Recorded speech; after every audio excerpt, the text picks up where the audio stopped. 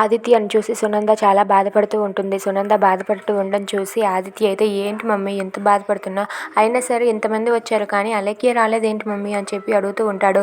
అలేఖ్యనా నిన్ను చూసి అప్సెట్ అవుతుందని నేనే ఫోన్ చేసి చెప్పలేదు డిశ్చార్జ్ అయ్యావని అని అంటూ ఉంటుంది. అలేఖ్య త్వరలోనే వస్తుందిలే నాన్న, నువ్వు రెస్ట్ తీసుకో ఫస్ట్ అని చెప్పి ఆదిత్యని అక్కడ రెస్ట్ తీసుకోమని చెప్పి అక్కడి నుండి సునంద బాధపడుతూ ఏడ్చుకుంటూ వెళ్ళిపోతుంది. ఇక ఆదిత్య అయితే ఇలా అనుకుంటూ ఉంటాడు, ఇప్పుడే నేను కాల్ చేసి అలేఖ్యని రమ్మని చెప్తాను, అలేఖ్యకి నేను డిశ్చార్జ్ అయ్యాను అని తెలిస్తే ఎగురు గంతేస్తుంది అని చెప్పి అలేఖ్య ఫోన్కి అయితే కాల్ చేస్తూ ఉంటాడు.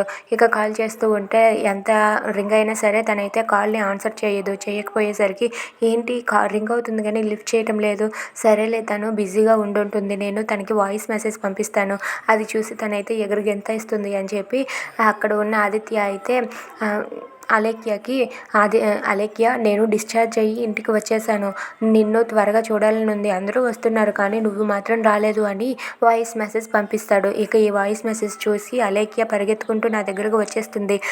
ఏదైనా సరే నేను లక్కీ, అలేఖ్య నేను మా ఇద్దరం మేడ్ ఫర్ ఈచ్ అదర్ అంతే అని చెప్పి ఆదిత్య అయితే అలేఖ్య గురించి తన గురించి తాను ఆదిత్య అయితే అనుకుంటూ ఉంటాడు.